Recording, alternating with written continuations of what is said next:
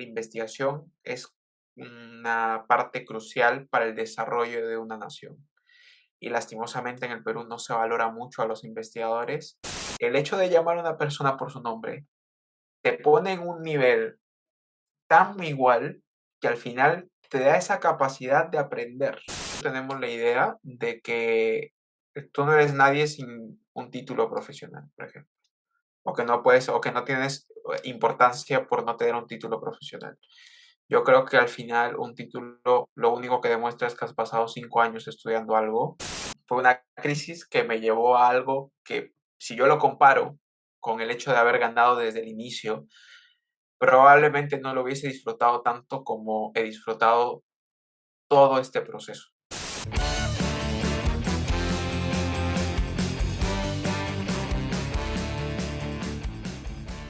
Bienvenidos a este episodio de Peruanos que Inspiran, espacio donde buscamos visibilizar a cada vez más peruanos que la rompen en lo que hacen y apuestan por el país.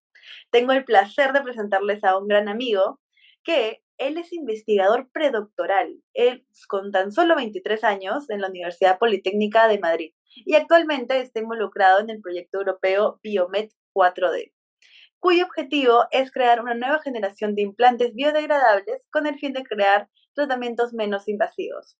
De profesión es ingeniero mecánico eléctrico de la Universidad de Piura, tiene un máster en ingeniería mecánica y es un apasionado por la investigación en bioingeniería. Con ustedes, el gran William Solórzano Requejo. ¡Woo! Gracias, Ale. Un gusto estar aquí en este increíble podcast, la verdad que inspira a muchos peruanos, como dice el nombre. Nada, un gusto estar conversando contigo hoy y nada, listo para todo lo que nos espere esta entretenida conversación. Muchas gracias a ti, William, en verdad, por estar aquí, por el espacio. Ha sido súper interesante también. Creo que siempre me llevo sorpresas porque sé que las personas que invito como que son súper chéveres y las conozco de antes. Pero ahora investigando sobre lo que investigas, me parece muy interesante cómo un ingeniero mecánico eléctrico ha llevado a esto, ¿no? Y que es una de las cosas que vamos a hablar posteriormente. Pero siempre como para un poquito, digamos, hacer un rompehielos, me gusta comenzar con la pregunta de ¿quién es el invitado o quién se considera que es fuera de las etiquetas o todos estos títulos por los cuales ya los conocemos? Mi historia es curiosa un poco porque yo crecí en la selva peruana, en concreto en Tarapoto. Entonces, desde muy niño, pues vi muchas cosas totalmente diferentes, porque estuve viviendo en la selva, estuve viviendo en la costa, y eso hizo que tenga mucho interés, por ejemplo, por las danzas, porque realmente el Perú da la casualidad que es un país muy diverso desde el punto de vista del baile, por ejemplo. Pues eso implica que yo he bailado desde pandilla hasta marinera en algunos casos, y es una de las cosas que amo hacer, por ejemplo, bailar, y Alejandra lo sabe muy bien. Luego, otra de las cosas que me encanta hacer es de alguna manera contemplar paisajes. Creo que eso es de las cosas más bonitas que por ejemplo, el Perú tiene, porque como tenemos distintas regiones, al final, estando en el mismo territorio, de alguna manera uno ve cosas espectaculares, ¿no? Y es algo que recuerdo mucho del país. Y luego, otra cosa que amo hacer es leer sobre temas que a mí me interesen. Por ejemplo, no suelo leer libros completos. Es más, difícilmente termino un libro porque me enfoco solo en lo que de alguna manera me interesa. Y eso ha llevado a que claramente la investigación científica sea algo que me apasiona, porque al final, por ejemplo, los artículos científicos es como si fueran partes de libros, entonces te vas enriqueciendo de mucho conocimiento, ¿no?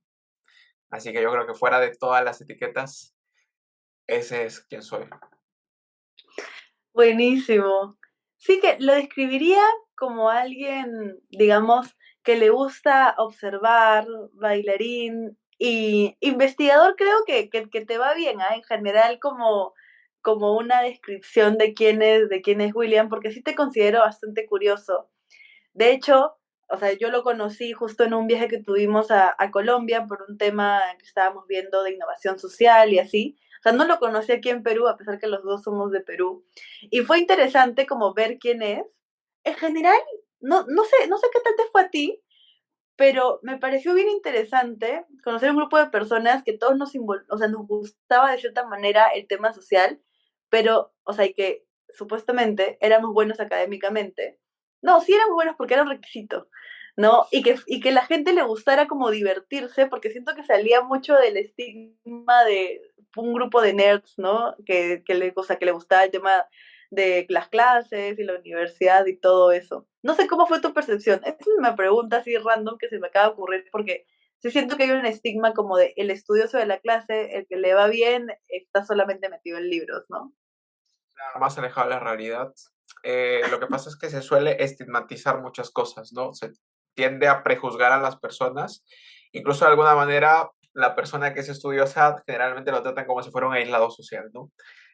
Como digo, nada más lejano de la realidad, porque cuando estuvimos en Colombia recuerdo muy bien que las cosas donde creo que nos divertíamos más era cuando salíamos de fiesta, incluso interactuábamos mucho porque éramos de carreras muy diferentes. En tu caso, de administración Sí. de servicios, en mi caso, ingeniería, que realmente, si te pones a pensar, no tienen mucho que ver, pero que a la hora de, por ejemplo, enfocarnos en la innovación, que era el objetivo del curso, realmente la innovación no se puede dar si es que no hay un equipo multidisciplinario, que al final las deficiencias de uno son las fortalezas del otro. Entonces se generan más ideas que pueden no solo inspirar, sino ayudar a más personas.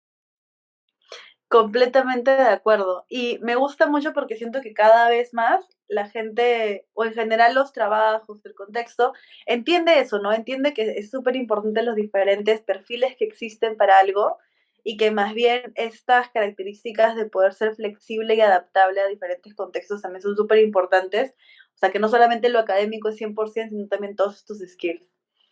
Y bueno, algo que me ha alejado un poquito, pero que me gusta también agarrar como dentro de los primeros puntos, y antes para no irme así de largo, es cómo llega William a ser esta persona, digamos, investigadora, que le gusta ir más allá y sobre todo, al menos yo siento que es algo que te caracteriza, no sé si te lo he dicho antes, pero es como que busca ese tipo de retos, ¿no? O sea, porque para mí me parece un reto como de, ya, yo no voy a ser un ingeniero que va a ver temas de, no sé, calidad, procesos, mantenimiento, que es lo que suele ver, sino yo quiero ver cómo, lo que decíamos, innovar y sobre todo con ese sentido que a mí me parece muy lindo de ver cómo hacerlo útil para otro tipo de fines súper chéveres, como en este caso el que es más para temas de salud, ¿no? Entonces, no sé, ¿hubo algún punto de quiebre, algo que ocurrió en tu vida o de repente, no sé, algún pensamiento que te llegó? ¿Cómo fue ese proceso?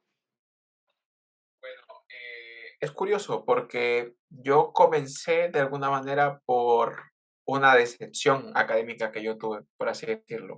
Lo que pasa es que el año 2018 yo postulé una beca que era en un laboratorio brasileño.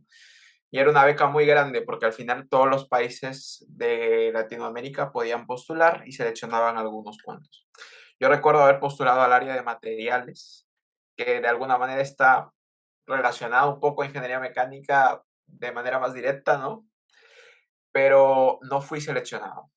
Entonces, para mí representó una especie de frustración porque era algo que yo realmente quería mucho y que al final no lo conseguí. Entonces, luego de esto, pues pensé muchas cosas, porque yo no comencé en ingeniería mecánico-eléctrica, yo comencé en ingeniería industrial.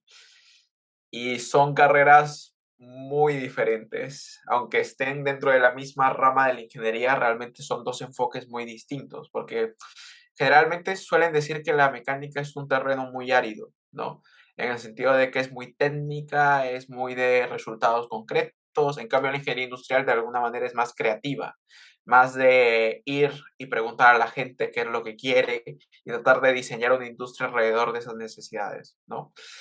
Entonces, me cuestioné no solamente lo que estaba haciendo en ese momento, sino si lo que yo estaba estudiando se adecuaba a mi perfil. En algún momento pensé en estudiar matemática también, entonces fue, digamos, un momento de crisis. Esta crisis me presentó a un profesor que le tengo mucha estima, que es el profesor ingeniero Carlos Ojeda, y conversando con él me di cuenta que los conocimientos que yo había aprendido en ingeniería que eran áridos y técnicos los podía enfocar para resolver problemas tangibles, problemas que no son máquinas, sino que son personas a las cuales una prótesis les puede cambiar la vida, por ejemplo. Entonces, en ese afán de tratar de perfeccionar los conocimientos que tenía, que eran muy básicos en ese momento y que aún siguen siendo muy básicos, la verdad, porque uno nunca deja de aprender, eh, pues busqué la beca que me permitió venir a España. Y desde ahí fue un empezar y no parar. O sea, cuando vine a España me di cuenta que era algo que yo amaba hacer y que no sé si amaré hacer por el resto de mi vida, pero de momento es algo que realmente disfruto. Y eso fue como un poco el camino. Fue una crisis que me llevó a algo que, si yo lo comparo con el hecho de haber ganado desde el inicio, probablemente no lo hubiese disfrutado tanto como he disfrutado todo este proceso. Entonces, digamos que la moraleja sería que si algo no te sale a la primera, significa que algo mejor viene posteriormente. Estoy completamente de acuerdo con eso que dices. De hecho, es bastante parecido también a más o menos mi historia, que la gente, si es que han escuchado más de un episodio, pueden ir construyendo qué es lo que me ha pasado también a mí en general en la vida, porque ahí voy comentando y haciendo match. Y es que, claro, por ejemplo, en mi caso también, ¿no? Yo también tuve un cambio de carrera, que para esto hago un pequeño paréntesis, que estos temas vocacionales también le apasionan bastante aquí al amigo William, y va a sacar un proyecto que voy a estar haciendo cherry posteriormente en mis redes, así que para que estén ahí atentos. Y claro, por ejemplo, este tema de encontrar qué es lo que te gusta, tu vocación y todo este tema, suele ser un punto de quiebre, creo que para muchas personas, sobre todo cuando eres joven, porque claro, estás descubriéndote, viendo qué camino quieres hacer. Y si bien una forma puede ser como cambiar de carrera, también puede ser seguir por la carrera que tienes y más que todo ver qué herramientas puedes sacar de eso para poder cumplir este gran como propósito o esta problemática que tú quieres resolver, ¿no? Porque hay una frase que se está volviendo medio de moda, que me parece muy chévere, que es como a los niños no deberíamos preguntarles qué quieren ser cuando sean grandes, no deberíamos preguntarles por qué quieren luchar, porque eso va a ser mucho más fácil de encontrar. Porque decirles quién van a querer ser de aquí a, no sé, 20, 30 años, pucha, qué complicado, qué mundo van a tener en ese momento, ¿no? Que es diferente a decir qué cosa te molesta, qué cosa te indigna, y más o menos por ahí ve tu camino, ¿no? Así que nada, me metí en deep con esta reflexión, en verdad, pero me parece chévere y necesario porque justo estuviste hablando de eso.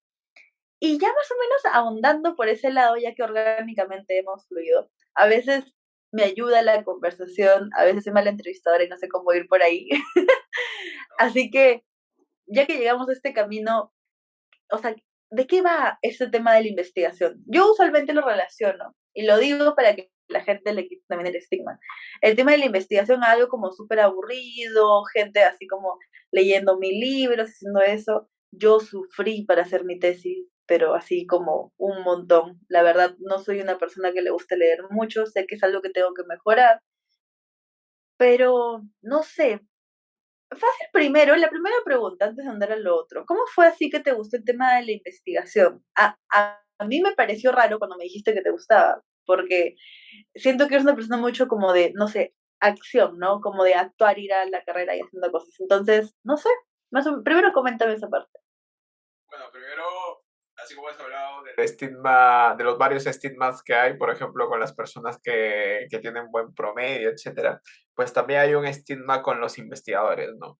De que son personas, en principio viejas, porque yo no sé por qué lo relacionan con viejitos que están en el laboratorio, y luego aburridas, ¿no?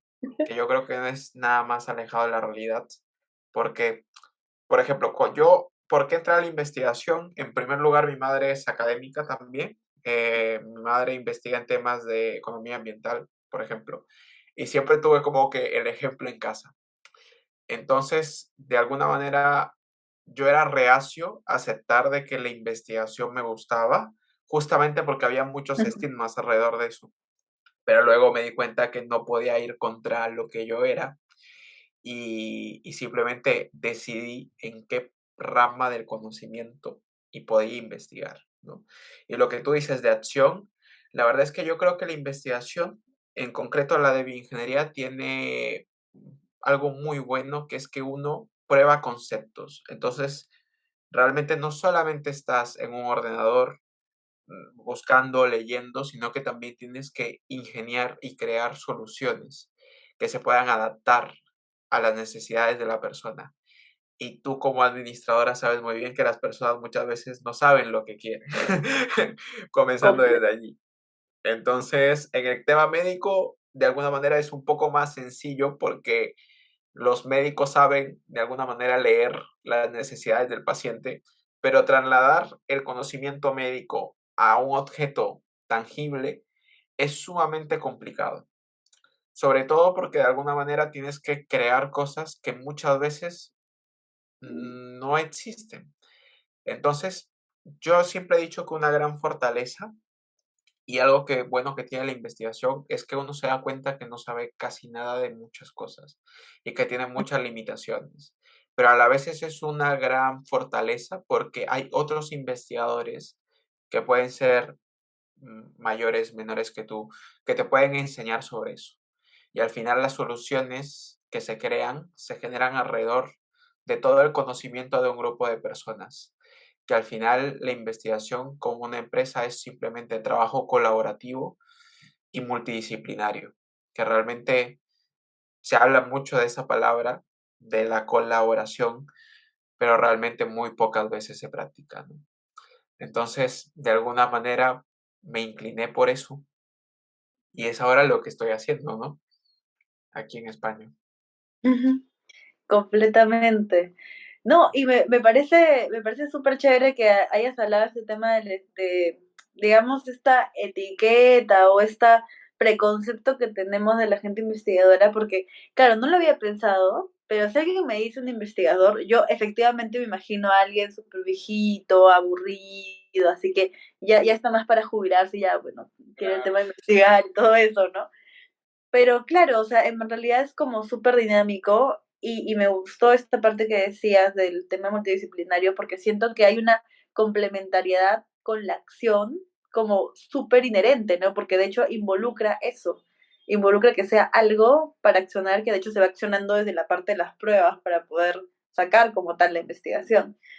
Así que nada, me has hecho reflexionar, Chucky, es que no sé, yo sí tengo un tema con este sistema de leer y todo eso, pero claro, por ejemplo, personas como tú me ayudan a entender ese tipo de cosas y creo que eso es lo rico de este tipo de conversaciones, ¿no?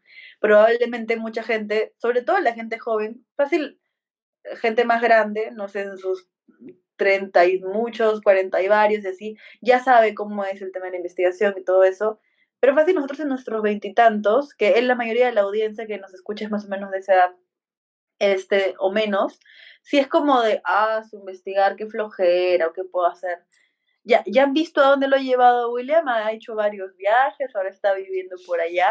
Hay cosas interesantes que se pueden sacar. Sí, la verdad es que sí. Por ejemplo, algo que a mí me parece, de alguna manera la investigación es juzgada en el Perú por ser algo inútil, por ejemplo, porque piensan que solo estamos perdiendo el tiempo, que en vez de hacer industria, que trabaja y trabaja en una compañía, hace útil, pero realmente no, porque un país que no investiga es un país que prácticamente no tiene desarrollo. Y realmente no solo hablo de la investigación en bioingeniería, generalmente el Perú es un país muy diverso. En el aspecto de la agricultura, por ejemplo, somos ricos. Por ejemplo, cuando voy al supermercado veo mucho producto peruano en en los supermercados, especialmente vegetales, frutas, que son buenísimos, son de altísima calidad, por ejemplo, y que se podrían mejorar justamente complementando con investigación, ¿no? Por eso es que existen organismos como el INIA, por ejemplo, que tratan justamente de promover la investigación en el campo agrícola y de agricultura. Entonces, yo creo que al final la investigación es una parte crucial para el desarrollo de una nación. Y lastimosamente en el Perú no se valora mucho a los investigadores y por eso es que la mayoría de ellos se mueven a otras partes del mundo, donde sí hay más oportunidades, donde sí te toman más en cuenta, donde de alguna manera no solamente tus ideas se crean en proyectos que están guardando polvo en una biblioteca, sino que van más allá y son soluciones prácticas que realmente se ajustan a las necesidades y que sobre todo tienen un alcance muy, muy grande. Por ejemplo, yo creo que un ejemplo para esto es Alemania, Alemania es un país que investiga muchísimo y que también tiene mucho desarrollo tecnológico, porque una cosa va necesariamente con la otra. Justamente con lo que vas de esto, de esta fuga de talento que hay, es claro, si efectivamente no se puede desarrollar en un país, o sea, ¿cómo creces en ese aspecto? Pues, ¿no? Que también es súper importante para poder generar desarrollo. Y, me has dejado pensando bastante en este tema porque claro, o sea, qué pena que en general en el Perú se pierda talento por eso, porque creo que no solamente ocurre en la investigación, sino también en varios campos que no se pueden desarrollar acá en verdad por falta de apoyo se tengan que dar en otros países. También se da, por ejemplo, en el tema de los deportes también, que acá no existe mucho, en varias ramas, temas, por ejemplo, de genética, sí, justo ahorita me puse a acordar de una amiga que ve temas de genética y que llegó hasta un punto y que ya cuando quería investigar, estuvo buscando fondos, acá no se daba y se fue a Francia a ver ese tema, ¿no? Entonces, ¿qué tanto talento se está perdiendo por eso y también qué tantas oportunidades que se podrían dar acá? Y, por ejemplo, una de esas cosas, que yo sé que esa investigación, creo que la comenzaste acá, igual más bien cuéntanos porque de repente estoy mintiendo, pero esta investigación que hiciste en temas como de ya relacionándolo con la parte de salud, que es bio algo, pero no me acuerdo bien, así que ahí nos comentas. Sobre esta investigación que él lleva a cómo un ingeniero mecánico ve temas de salud o intenta hacer este tema de poder hacer procesos menos invasivos, que me pareció excelente en el tema de la investigación, ¿no? ¿Te está gustando el episodio? Recuerda que este proyecto no es nada sin tu apoyo. Por eso no te olvides de suscribirte a nuestro canal de YouTube, dejar tu comentario, dejar tu like y seguirnos en tu plataforma de podcast favorito. Y también en Instagram, ahí voy publicando historias. En mi ingeniería hay muchas ramas y al final mi ingeniería es la ingeniería aplicada a sistemas biológicos, ¿no? Llámese personas, llámese animales, llámese muchas cosas que al final conviven con nosotros, ¿no? En todo esto que llamamos mundo, ¿no? En concreto yo me he enfocado más que nada al ámbito de las personas, porque yo creo que somos un pilar fundamental de la sociedad y que al final mejorar la calidad de vida es sumamente importante. ¿Qué hace un ingeniero mecánico en bioingeniería? Básicamente, muchos de los fenómenos biológicos tienen un inicio mecánico. Por ejemplo, las células óseas, que hay dos principales, son los osteoblastos y los osteoclastos. Por ejemplo, los osteoblastos son aquellos que forman hueso y los osteoclastos son aquellos que lo reabsorben. Es decir, que el hueso que tú tienes hoy comparado con el que tuviste hace 3 años no es el mismo, porque ha cambiado. Y a ese proceso de cambio se le llama remodelación ósea. Pues resulta que ese proceso de remodelación ósea, que es muy cíclico, se desencadena por estímulos mecánicos. Entonces, ¿qué pasa? Que dentro del cuerpo, nuestras células, que son los osteocitos, que son las células que conforman la matriz ósea, son sensores. Entonces, estos sensores detectan los estímulos químicos y los transforman en estímulos, perdón, tienen estímulos mecánicos y los transforman en estímulos bioquímicos. Les estaba engañando. Entonces, al final, esta mezcla de señales son las que permiten que un mecánico eléctrico pueda entrar a temas de bioingeniería, porque sabemos mucho de mecánica. Entonces somos capaces de diseñar cosas que tengan cierta deformación, que tengan ciertas propiedades, pero también hay que pensar en el aspecto biológico, ¿no? Teniendo en cuenta esto, que realmente desde el punto de vista de la mecánica, por ejemplo, y los que estudian ingeniería de la audiencia y hayan llevado curso de materiales saben, cuando uno lleva materiales en la universidad, hablamos de materiales inertes, que no tienen vida. Pero todo lo contrario ocurre con el hueso, porque el hueso es un material vivo, que cambia, no es el mismo. Entonces, de alguna manera, tenemos que diseñar y combatir porque realmente es súper complejo. Si tú tienes un material que cambia alrededor del tiempo, tienes que adecuarte a las necesidades de ese material en concreto. Entonces, por ahí. Y luego yo comencé investigando, claramente en Perú, comencé investigando en el tema de las prótesis femorales cortas, que básicamente es un procedimiento quirúrgico, una cirugía menos invasiva que las prótesis femorales o de cadera largas, porque son muy invasivas, porque al final causan muchos problemas desde el punto de vista mecánico y por consecuencia desde el punto de vista bioquímico también. Entonces yo me propuse en crear una metodología que permita diseñar implantes a medida. O sea, que haya un implante para ti, Ale, que haya otro implante para tu madre, otro para tu padre, que no tenga que ser seleccionado de un catálogo, sino que sea algo específicamente a medida. Entonces, realmente en esto confluyó muchas cosas, tuve que aprender muchas cosas que en la carrera no las había Ujú, cursado nunca. Y fue muy curioso, la verdad, porque me di cuenta que en sí la ingeniería, que es un terreno muy grande porque nunca hay un ingeniero sin tener otra segunda palabra, mecánico, eléctrico, ujú. mecatrónico, civil. Pero al final todo esto son cosas que confluyen y que son totalmente aplicables a la bioingeniería.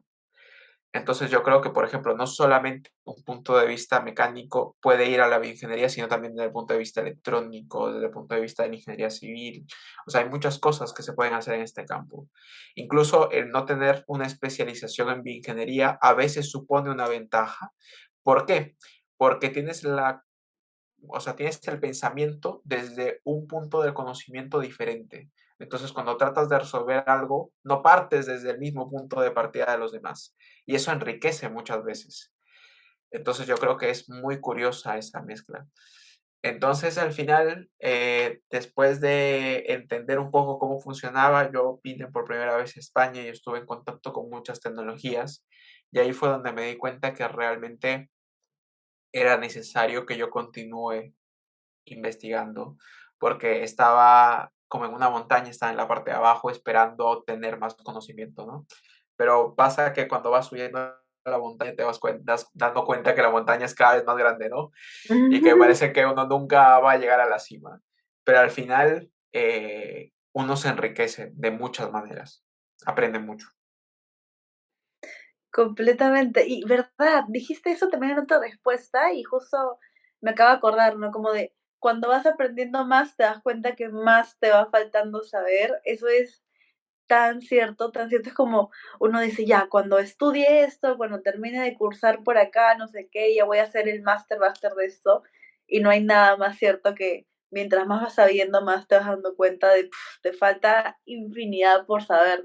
Por eso que las personas como que más sabias, que ni siquiera ellos se catalogan así, son los que dicen que menos saben, ¿no? Porque son conscientes de la inmensidad de conocimiento que existe o cosas por cursar que se dan cuenta como de, no, estamos como, hay algo súper limitado que es la mente de todo lo que puedes aprender y falta más bien un montón, ¿no?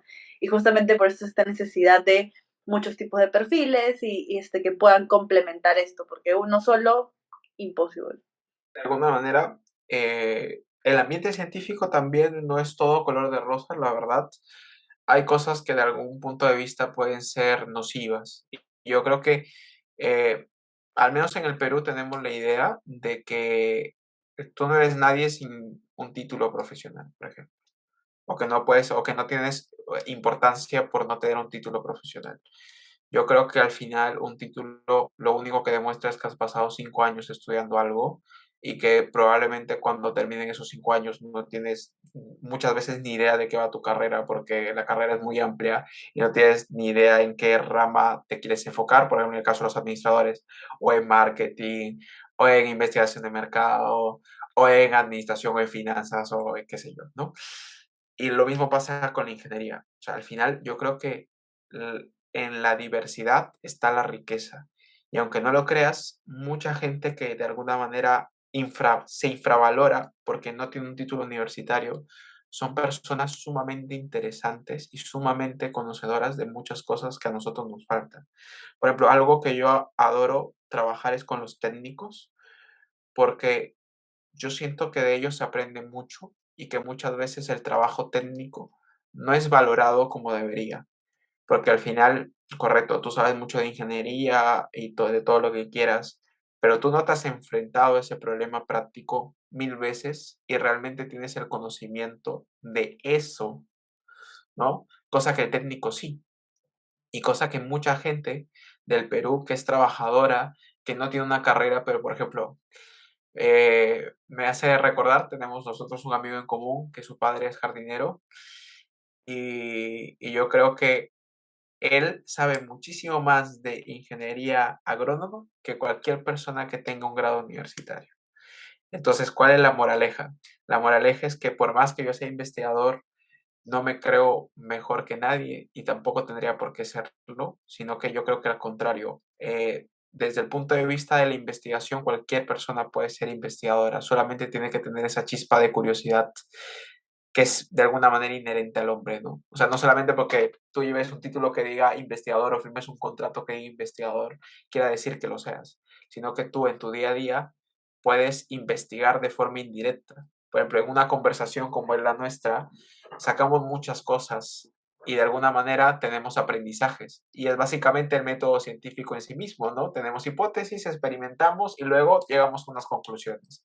Entonces, indirecta o directamente hacemos ciencia todos los días, solo que no nos damos cuenta. Y qué importante eso que dices de, o sea, de que hacemos ciencia, pero sin darnos cuenta, porque, claro, es justamente este proceso, pues, ¿no? De ver algo, de sacar un poco la necesidad, de experimentarlo, ver qué sacaste de eso, iterar, iterar, iterar, hasta, hasta poder encontrar algo, ¿no? Y me pareció muy chévere el símil que hiciste de la persona que sabe como de jardinería.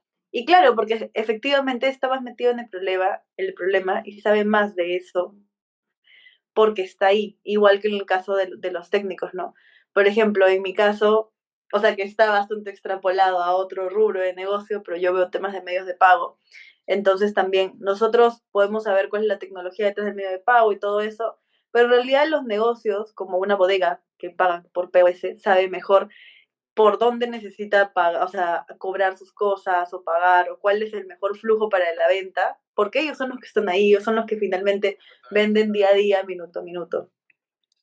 Y también este sentido de, digamos, de claro, nosotros no lo sabemos todo, y sobre todo el tema de los títulos estoy súper de acuerdo, a veces sobrevaloramos el tema de qué grados académicos puedes haber conseguido, cuando finalmente esta curiosidad, creo que curiosidad y perseverancia, Luz María, son los que finalmente definen, digamos, quién eres, ¿no? Qué tan curioso, perseverante en la rama que hayas decidido hacer te lleve hasta donde estás. Por ejemplo, tú tienes 23 años, ¿ya? Yo soy 3 años mayor, yo tengo 26, y me parece que de por sí has recorrido un montón de cosas, has hecho un montón de cosas. No sé si tú tenías esa meta de hacer este paso a paso, o al menos a niveles académicos, de llegar hasta ahí, o sientes que fue algo que se fue dando, porque en realidad me parece súper joven para todo lo que has hecho. Me lo suelen decir, la verdad. Yo soy el menor del laboratorio, siendo sinceros, y el menor haciendo un doctorado, porque aparte de parte de la investigación que hago va para mis estudios de doctorado. Eh, pero, por ejemplo, a mí me pasa que, claro, yo siempre digo, soy el más joven, pero no el más inexperto, ¿no? Y me pasa muy a menudo, la verdad, que yo creo que de las personas que yo tengo en mi entorno aprendo mucho. Y en concreto yo creo que uno tiene modelos en la vida, la verdad. Por ejemplo, mi madre fue un modelo para mí, Carlos fue un modelo para mí, y Andrés, que es mi jefe actual, también es un modelo para mí, porque de alguna manera yo me veo reflejado, veo aspectos de mi vida reflejados en ellos que al final me nutren, porque por ejemplo yo llego a veces y digo, estoy sumamente cansado, de verdad estoy agotado, pero veo que mi jefe está igual o peor que yo, pero es capaz de no estresarse y de ir con una muy buena actitud. Y al final esas cosas, que no es investigar, sino que simplemente ser humano, son las que te nutren y te llenan de aprendizaje, ¿no? En concreto, lo que decías de los títulos académicos también es cierto. Por ejemplo, en Perú pasa muy a menudo que uno ve la estructura como jerárquica, ¿no? En el sentido de que ingeniero, magíster, doctor. Uno, sobre todo en la universidad, como que tiene, muchas veces en el trabajo también, licenciado, etcétera. Pues yo creo que algo que deberíamos comenzar a tratar es a llamar a las personas por su nombre, porque tú no te dejas de llamar Ale por ser licenciada. O sea, no te van a llamar, no te van a cambiar el nombre a licenciada porque hayas estudiado administración, por ejemplo. Y a mí no me van a cambiar el nombre de William a ingeniero por haber estudiado ingeniería. Entonces, al final, yo creo que el hecho de llamar a una persona por su nombre te pone en un nivel tan igual que al final te da esa capacidad de aprender, cosa que tú no lo ves desde un podio, ¿no? Y tú estás abajo y esa persona está arriba, sino que lo ves de tú a tú y eso permite una comunicación mucho más cercana. Me ha, he quedado shook, en verdad, con esa reflexión. Creo que definitivamente va a ser un highlight, de todas maneras. El tema de, claro, o sea, yo me considero que una de mis debilidades, por ejemplo, también es a veces ser como muy de creer que ya sé, cuando en la teoría sé que no sé. O sea, este tema de como petulante a veces, ¿no? Que creo que a todos nos da de repente a veces y nos falta que nos den una cachetada y nos tiren a la realidad. Efectivamente, cuando quitas los títulos y le pones a la persona su categoría de persona, o sea, de su nombre, efectivamente abres las puertas a quitar todo el prejuicio que puedes tener acerca de esa persona y ver todo lo rico que puedes sacar de esa interacción, de esa conexión que puedes haber generado. O sea, me ha quedado, no sé, me ha gustado un montón lo que acabas de comentar. Y en verdad me da mucha pena que estemos llegando a esta parte final. Discúlpame que te corté, dale. ¿Por qué contaba esto? Porque a mí me pasó cuando yo conocí a mi jefe, Andrés, por primera vez. Yo le dije, doctor Andrés, ¿no? Y él me dijo, no, no, no, Andrés. O sea, aquí todo el mundo se llama por su nombre. Y a mí eso me pareció chocante, ¿no? Porque viniendo de Perú, que todo es como muy formal, realmente tener un ámbito muy informal, al final eso es lo que tú comentabas, Ale, que al final te permite aprender de manera más genuina, ¿no? O completamente. Y me da mucha pena porque siento que he sacado muchas cosas de acá y me encantaría seguir preguntando, pero bueno, el tiempo apremia también. Y ya como una parte final tenemos esta pregunta pues de la temporada que va cambiando. Primero fue el tema de la empatía, luego fue un tip para mejorar, no sé qué. Y ahora ya estamos con esta pregunta que es más como de retrospectiva. Imaginándote tu yo de 10 años, o sea, el William de 10 años, ¿qué le dirías ahora luego de lo que has recorrido? Si conoces alguna marca que quiera aliarse con este proyecto, no dudes en escribirme. Y también, si quieres aportar yapeando, puedes hacerlo al 941-997-865. A mí, yo de 10 años, de 2 años no, porque no tenía ni idea. Al de 10 años diría que sepa valorar los momentos, eh, que nunca subestima a nadie y que lo mejor que puede hacer es aprender de todo aquel que le rodea, lo bueno y lo malo, y que lo continúe haciendo. Ay, en verdad, muchas gracias por esas palabras. Me ha parecido una reflexión súper chévere. Creo que cierra bastante lo que hemos estado hablando hacia el final de la conversación, ¿no? Este tema de esa, o sea, de primero buscar aprender, ¿no? Otro, saber de todo lo que puedes aprender de otras personas para ese tema de los prejuicios. Siento que ha sido un bonito cierre y ya nada más me queda agradecer un montón a ti por el tiempo, por todo lo que nos has contado, lo que nos has hecho reflexionar, al menos a mí un montón. Ahora que es audiovisual pueden ver mis caras de impacto, porque yo, o sea, usualmente pongo un montón de caras o digo un montón de cosas, o parece mi gato, como deben haber visto de cuando en cuando. Entonces, como que no lo ven antes, pero ahora que ya estamos aquí face to face, pueden ir viendo. Y sí, me ha hecho reflexionar un montón todo este espacio. Espero que a todos los que nos estén escuchando también les haya quedado como varias cosas. De repente, si es que tienen alguna reflexión o algo, pueden dejarlo en los comentarios en la plataforma que sea que estén escuchando. Igual pueden escribirnos a las diferentes redes que voy a estar compartiendo después. Y nada, quiero agradecerles a los que nos escuchan por haber llegado hasta este momento del episodio. Recuerden que tenemos episodios semana a semana y que también tenemos las 2 temporadas previas que tienen 40 y tantos episodios, así que tienen todo ese material para poder escuchar. Muchas gracias, William, una vez más por estar aquí en este espacio, y ya solamente te doy la palabra para algunas palabras de cierre que quieras decir, o de repente alguna red que quieras que sigamos. Bueno, yo quería cerrar diciendo que si ustedes buscan hacer ciencia y quieren salir del Perú, no se sientan culpables de ello. Al contrario, los animo a hacerlo, pero jamás olviden de dónde vinieron. Y en el laboratorio que de alguna manera les brindó la oportunidad de crecer, sean muy agradecidos y cuando estén fuera, traten de ayudar a las personas que todavía están allí y traten de brindarles herramientas para que ellos no paren de soñar. Y nada, Ale, yo creo que ha sido un verdadero placer, la verdad. Y nada, que cualquier persona que tenga curiosidad por la bioingeniería o por la investigación sienta total libertad de escribirme. Bueno, ya luego pues, se pondrá en las redes, me imagino, y todo.